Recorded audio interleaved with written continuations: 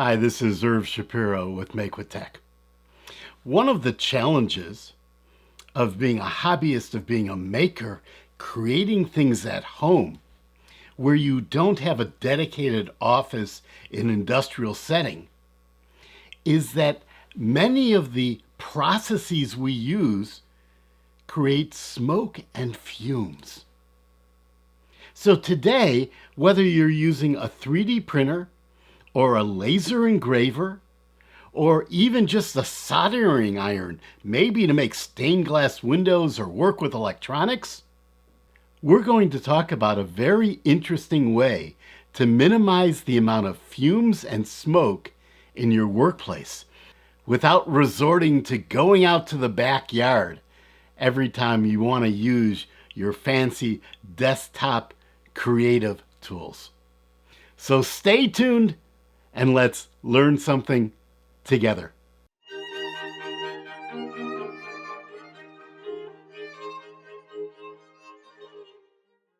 If you've watched other Make with Tech videos before, then you probably already know Make with Tech is a family of services. Most of them are completely free, where you can learn how to use desktop technology to create things, to make things, to innovate, to have fun, maybe even to make a little bit of money.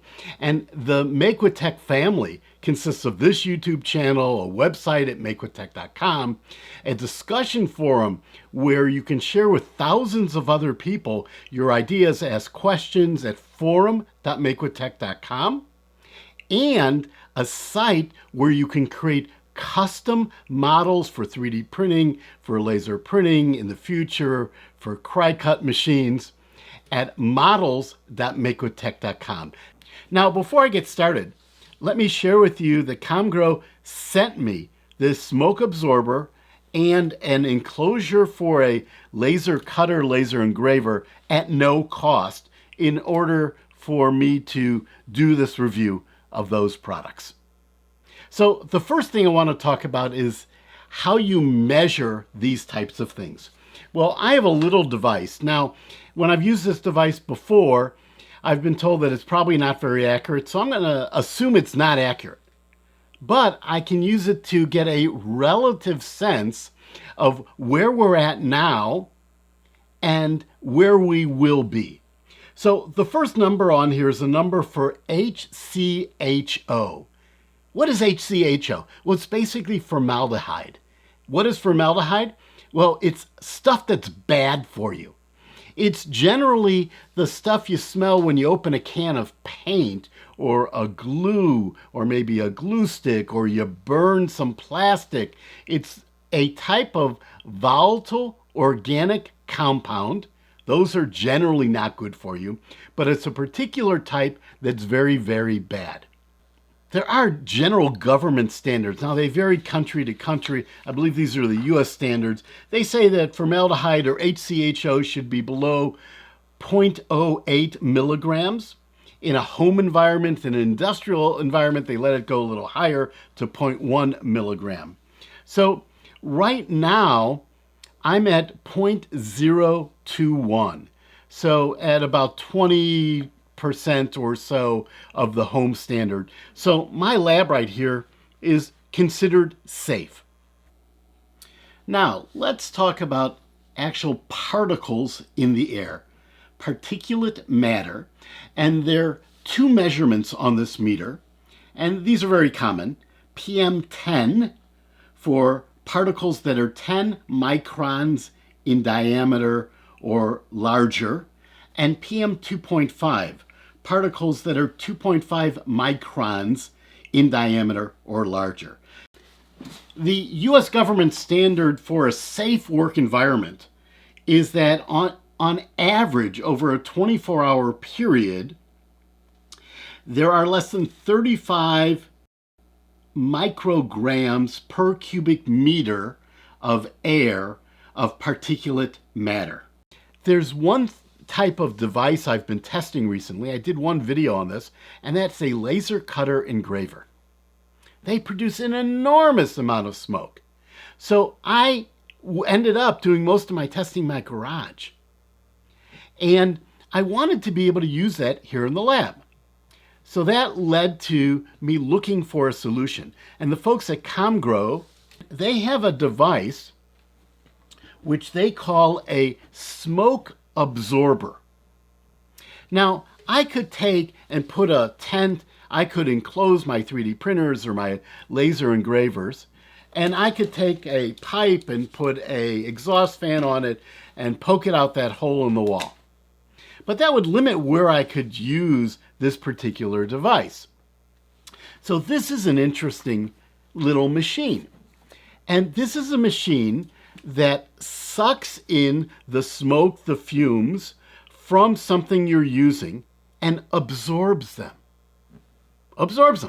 And it shoots out clean air.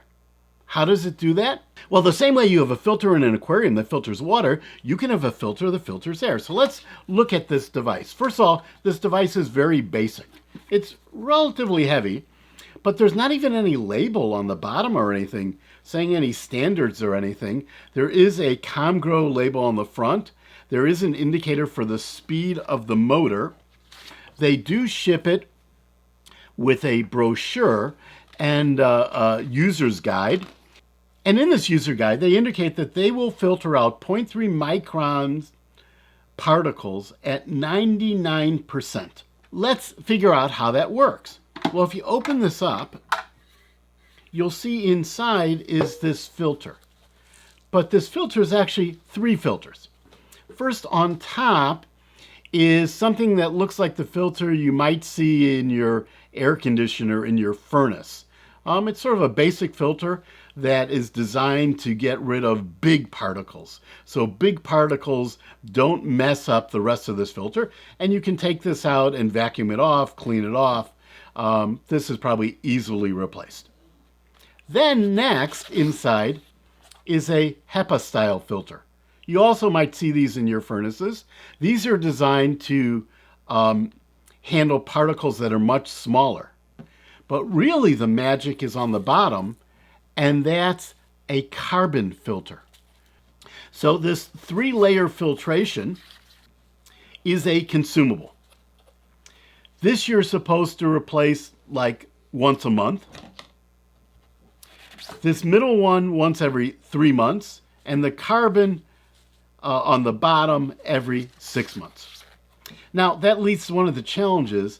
One of the challenges is that on the website, at least the US Comgrow website, it's listed as out of stock.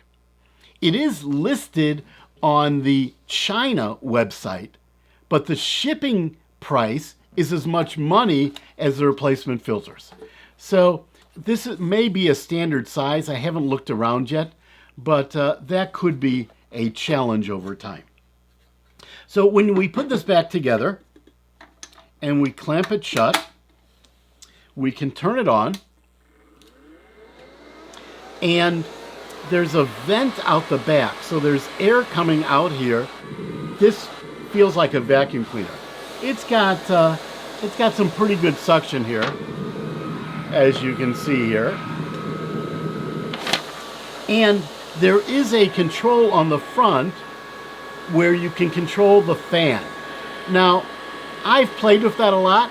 I can't hear the fan speed change at all when I'm playing with that. And I'm not even sure why you'd want it at less than 100%. Now, how do you use this? Well, there are a couple ways. One is they give you this very interesting rigid tube that you can use here, and then you can just point this at something. You could point that at your 3D printer. That would suck a fair amount of air away from it. Now remember, if you're changing the air that flows over a 3D printer, you may be changing the characteristics of how the extruder is working. We're going to talk about that more in a minute. But then the other way they do this is they give you these flexible tubes. They give you a couple of them, different sizes, that are designed to be connected to a tent or an enclosure around the device. Now, all of that comes with this product. This product is $129, $130 if you buy it directly from Comgrow, And in fact, it was the exact same price on Amazon. How am I going to enclose my laser engraver? Well, I assembled this Comgrow enclosure, which will just sit right over my laser engraver, and we'll set this up in a few moments. Let me talk about enclosures. In the case of laser devices, the fact that it's going to get warmer in the enclosure doesn't matter. In the case of 3D printers, it does. So you can buy fully enclosed 3D printers. I don't like them.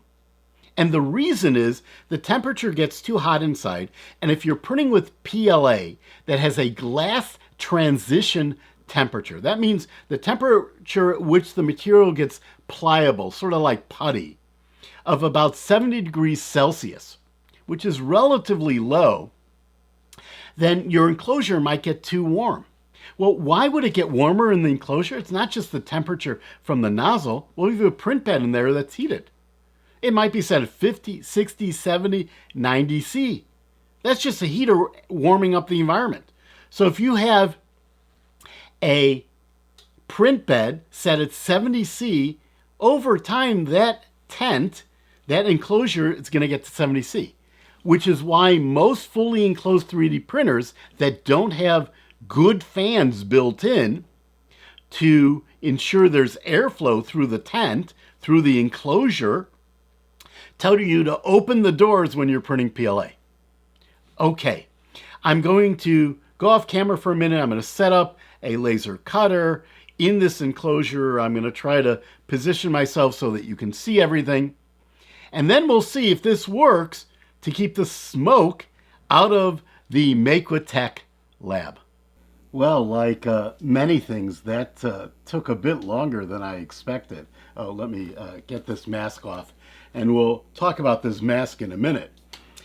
I thought I would, spend a few hours, do a few cuts, some potential engraving, use a variety of materials, and that this thing would absorb all of the smoke and fumes, and I'd be a really happy guy. But what I actually found is I'm reviewing two devices, and the smoke absorber is just that. It's a smoke absorber. But I was testing not only smoke, but other types of fumes and air pollution, so to speak, that we talked about in the introduction. And I found that the characteristics of this device are different for smoke you can see and fumes and gases you can't. I also found that this is very difficult to assemble if you do it wrong, and relatively easy to assemble if you do it right. Let me start off by clarifying one thing that I may have mentioned before but is important. I'm not a trained environmental engineer. I'm just a hobbyist. I'm just a person like you or anyone else watching this video trying to determine if I can use various types of desktop manufacturing equipment in the basement of my house. So at the end of the day, you should watch this video and then make a decision on your own. Always, though, erring on the side of more ventilation versus less. Now, I've mentioned before I have a bathroom-style exhaust fan, about 3 feet from me, maybe less, 2 feet from me, on the wall here. So with that, let's get started. I want to start first talking about the enclosure. So I have a Xtool D1 10-watt laser in this enclosure. And you probably can see it a little bit on the video. It fits very, very comfortably. In fact, this enclosure is probably higher than I think it needs to be. So it does take up a lot of space. This is not small. Putting this enclosure together at first looks very simple. It looks like sort of a tent you'd put together for camping. You get a bunch of chrome rods, you hook them together with plastic corners. I don't know, it takes 5-10 minutes. good project to do with kids or grandchildren. And then you just slip the cover over it. Except if you don't do it right, the cover doesn't slip. And while I pushed everything together and really pushed it pretty hard, my cover wouldn't fit at all. Now, I was ready to do something pretty extreme. I was ready to go to my shop, to my bandsaw, and cut some of these rods down. And I thought, maybe I ought to use a little bit of persuasion. So I put the frame down on the ground, and I tapped with a rubber mallet on each corner, and I found the corners seated in at least 1/4 of an inch further than they were seated. Now, once I had done that, so if you're going to assemble one of these, you need a rubber mallet. Once I had done that, the top fit over relatively easily. Now, this Comgrow enclosure is made of a material that feels like sort of a coated vinyl. There's like a vinyl-like material on the outside, and it feels almost like canvas on the inside. It's rated to 1,000 degrees.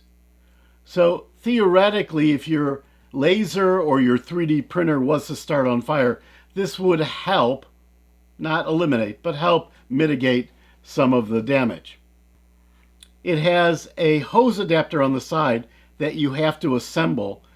Don't do what I did and try to assemble it once it's already together. Put that hose adapter in first before you get started. Now, in terms of connecting it to the smoke absorber, the connection coming out of the smoke absorber is for a 75mm hose. The hose in this unit is 100mm, but they do give you a 100mm hose and a connector here. You'll see this connector here where you connect your 100mm to your 50mm hose. One thing we'll see in a minute is make sure these hose clamps are tight, because if they're not, smoke and fumes will get out. Now, one of the most interesting things that you can do is when you have this closed, and this is a amber colored plastic that you can see through. You can't see through it great, but you can see through it to make sure your device appears to be working properly. And it just zips up. Now, what I noticed is when I turn on the smoke absorber, the sides actually move in, they pull in. So you can clearly see that the smoke absorber is pulling air out of this enclosure. So let's talk about the tests. All my tests were done with basswood.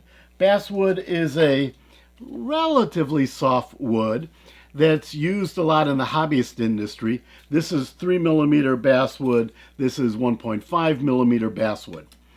One of the things that's interesting about cutting wood is you get a lot of visible smoke. And I will tell you without question, without this enclosure and this device, if I was to cut a trivet like this trivet here, which takes about, 25-30 minutes, this whole lab area would be filled with smoke. I couldn't do it inside. Now, the first test I performed was just cutting a little star out of basswood. And it only takes about a minute. And by the end of the minute, this meter, you'll see a picture here on the screen, this meter jumped up into the danger area. Wow, that was not good. So the first thing I did is I checked all the connectors. There's a screw on the side of the hose clamp. I tightened those all up, and then I turned the fan on in my shop. Because what was interesting is I smelled the smell of wood burning, but I didn't see any smoke in the shop. The air appeared to be visually clear. So next, with the fan on and the hose tightened down, I cut this little star again. And the meter stayed absolutely normal, and I still could smell the smell of wood. It's sort of like if you're cooking, maybe you're cooking onions. Everyone knows how good onions smell when you're cooking them. You're cooking onions, you have the vent over your range top on. There's no smoke in your house because your fire alarms aren't going off. Your smoke detectors aren't going off.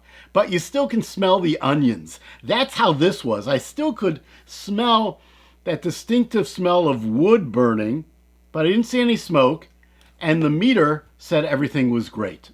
Next, I wanted to cut out some shapes that took longer to cut. These take, 3 to 5 minutes to cut out, depending on the thickness of the wood that you're cutting. So I cut these out, and in that case, at the end of the 3 to 5 minutes, still no smoke in the air, and the formaldehyde numbers were okay. They were within the limit for industrial settings. Well, I was using a semi-industrial machine, but the PM 2.5, the particulate matter in the air, was way too high. The government standard is that on average, in a work environment, you want it below 35 during the day. This hit about 240.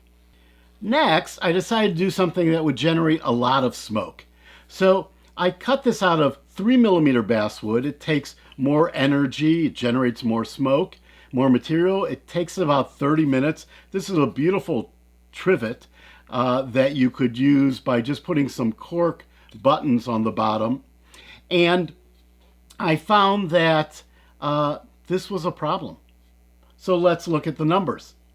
Both the HCHO and the particulate matter numbers were above safe levels. So what does that mean? Because there was still no smoke in the air. So I went back and I looked at the instruction manual for this particular device. And the instructions say this is a smoke absorber. It doesn't say anything about fumes. Now, I could still smell the wood, but there was no smoke in the air.